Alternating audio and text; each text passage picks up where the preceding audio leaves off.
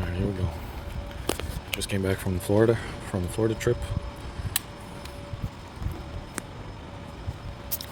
Trip number 2. 2,200, almost 50 miles. 31 hours and 48 minutes. That's my test for driving. Then there's stationary testing that I've done, off the bike testing. Everything works finally after, I think this is like the 9th prototype. So nine times the charm. This is what it looks like from the side.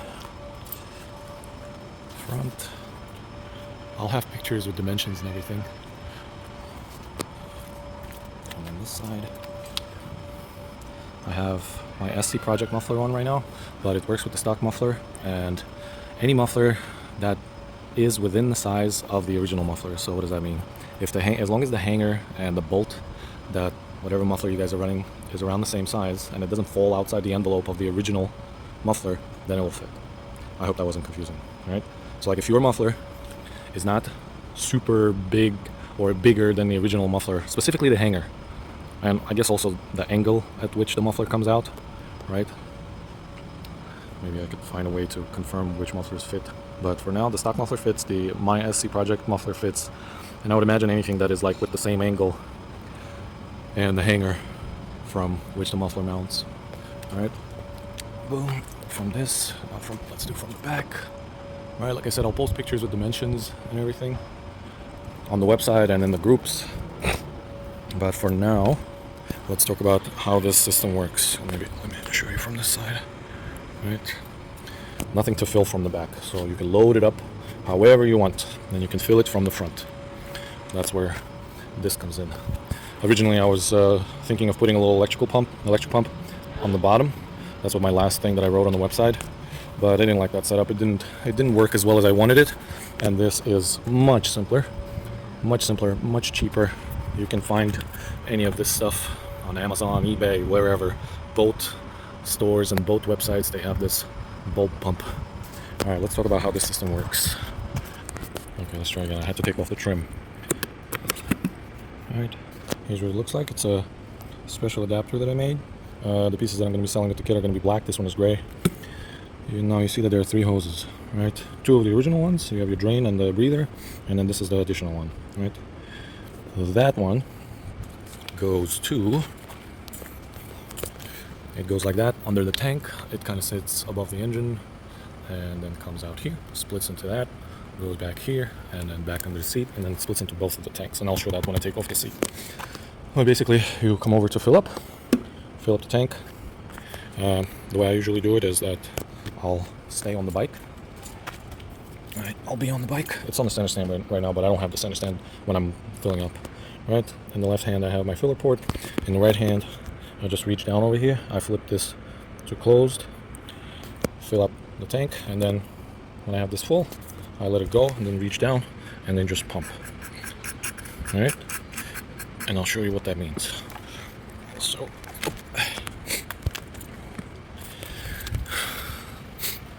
this right here connects to the back of the tank. You fill up the full tank, it automatically starts filling this. But if you just wait for gravity to do its work, it will take a while. So to speed it up, we close this off, and then you just pump like this. It takes about 4 minutes. What happens when you're pumping is you're sucking out the air from the tanks. And when you're sucking out the air, you're helping draw in fuel into the tank. It takes about 4 minutes. Depends on how fast you're going to be pumping. This is super easy to pump because you're just pumping air. That's all. Once the tanks get full, once you start sucking up fuel, you'll see fuel shooting out of this hole. I hope you can see that. Yeah, you can see that. Right. Eventually, when the tanks get full, you'll feel it in the bulb. The bulb will be full of gasoline, and it will start squirting out over here. Just full gasoline. Right now, it's half empty because it still didn't fill up after the trip. Right. And then, after you're fully filled up, right, you're gonna have to top it off again. So your front tank is full. And you might have to like do a little bit of pumping, a little bit of refilling.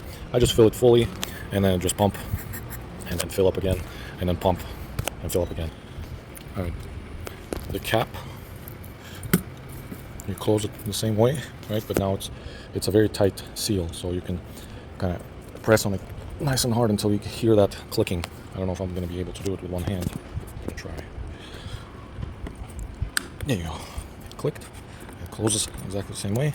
Boom. Close it. Done. Alright, let's see if I can take this on and off with one hand. 1 second. So let's see. The seat. I had to take off the seat off camera because I need both hands. Anyway, let's point out a few things. There's going to be a few things that you're going to have to cut off plastic. You see how there's a gap here?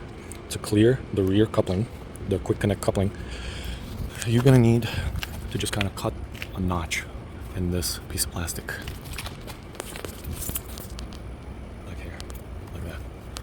Right. There'll be a choice of plastic ones or brass chrome couplings. Let's see, let me see if I can try to take this off with one hand. 1 second. Alright, to take it off, the couplings have this tab. It's very hard to do. Right here. That releases it, and you need 2 hands. I'm gonna try to do this with one. Oh, good. I don't think I can. Hold on. I'm gonna do it with one hand. You basically have to press it and then pull with the other hand. Same thing here. Let's see if I can do it on here. Yeah, I was able to do it here. Boom. Right. Then you have 2 bolts. Undo those. If you look, they're very deep in the tank. You can't possibly get caught on them. If you're wondering about this piece, this is not in the way.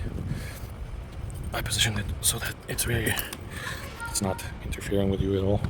I don't know, like I'm touching it and it's still very comfortable. I rode it with a full-size boot and just my riding sneakers, and this is nice and comfy. Now let's try to take this off. I'm just gonna pause the video while I'm unscrewing this just so that it's not super boring. Okay, I took off 1 bolt. I'll do the other one on camera. The other one, and then boom, that's it. Let me put this aside for a sec. The way it's held in is that it uses the stock rear hanger, and in the front you have those little grommets that you usually have for the side pods that just pop in. Those will have to be taken off, and then I'm going to provide the hardware to put this on. It's gray right now, but it's all going to be black. The colors right now, for now, are only black. I'm going to see if I can find, if I can set this up somehow that it's other colors, but for now it's only black. Let's see, this is what the frame side of the tank looks like. Right. The rear hanger has an aluminum adapter. It's held in with the same Torx as everything else. I don't remember what is it, T25 or whichever the stock one is. But you're never gonna have to touch that. That's gonna be already pre-installed. There's some warnings on here telling you that this is off-road use only. This is not for potable water. You cannot put any water in here that you're gonna plan on drinking. You cannot put potable water. No drinking water in here. Only gasoline. All right.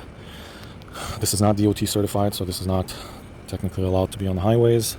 Right now, I have a metal coupling here on the bottom and a plastic coupling here on the top. The Ready to Ride kit is going to include all plastic couplings and all plastic fittings. The Ready to Ride kit is going to include the plastic ones because I wanted the coupling to be the failure point. If in case of an accident, if something goes wrong, what breaks is the coupling and not the tank. Now the metal couplings can work, but I'm afraid if you have some kind of a crazy crash or whatever, you might break the tank. But I'm just pointing out that the Ready to Ride kit is going to be a little bit of a cheaper version that will include everything that you need except the sleeving. The Ready to Ride kit is not going to include the sleeving because I was being super duper cautious when I just first made this and I put the sleeving on. It's not really necessary, but if you really want it, you can get it separately. I'll have it available. And the sleeving is going to be black. The black sleeving is a lot cheaper than orange sleeving. Orange sleeving is literally double the price than the black sleeving. I don't know why, but that's how it is. Yep, so basically, when you're putting this on, forgot to mention, all of the couplings, all of the quick connects are all valved. So when the system is full, if you want to disconnect it, like if you're doing maintenance or whatever, you can safely unplug it, and if this is full, and if the tank is full, you can unplug it, and it's not going to leak. You don't need, like, you might get a little squirt just because you disconnect it, but then it just stays shut. this is how it goes back on. I'm gonna try to do it with one hand, okay? You align it to where it basically goes. Align the rear hanger. I don't know if you can see that. Boom. Once it's aligned, you just slide it back. Oh, there we go. And it just lines up with the holes here. Usually do the top one first. All right. Screw that on. I'm gonna pause it so you don't have to watch me screw it on. All right. Once you tighten those, you don't have to go Hulk on these. You don't have to go crazy and make them super duper tight. Just tight, tight. And that's it. It's not going anywhere.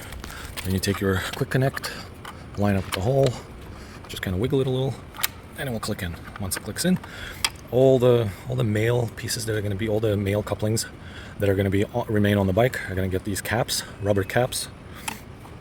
This is a plastic one. This is the first one that I made. I don't know. This is too rough. The full kit is not going to have these because it's too rough, and whenever you want to plug this up, it just ruins the O-ring. So it'll be rubber. It'll be like this. It'll be squishy. So you can cap this off when the bike is just standing, and it will have these little Velcro nylon straps so that you can tie it off somewhere so it's not dangling, right? Put the fitting on the bottom, put the fitting on the top. Let's see if I can do this one hand. One hand, boom, align the top, give it a little wiggle, and it goes in, it clicks in, and you're good to go. Boom, like that.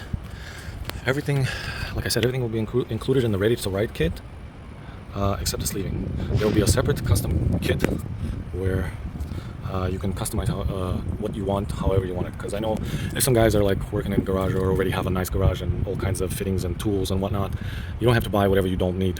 If you don't need any of the fuel hose or any of this, or if you don't need any of that, you don't have to buy any. You don't have to buy nothing that you don't need. All right.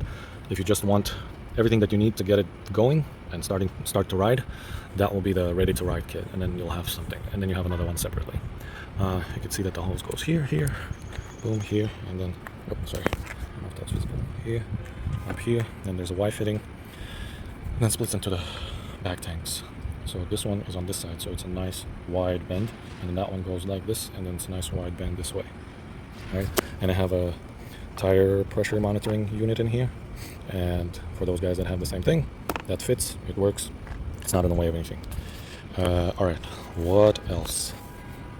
Everything, for the people that are going to get the Ready to Ride kit, you're going to get all the hose barbs secured with just stainless steel wire like that. It's cheap, it's reliable, and if you need to take that off, that's easy to take off. I mean, it's one-time use, but still, it's just a way to make the kit cheaper. If you want to get yourself hose clamps on your own, you can do that. All the fittings will be just push to connect fittings. Like if you see, I ran this Florida and back and just regular riding, I just run it with nothing. But I know that some of you guys might say, oh, that's stupid and it's unsafe, and I ride like this. They're secure enough for me. I can understand if someone does a little more of rough riding, they would probably want something a little more secure. The kit's going to include a lot of these Velcro nylon straps.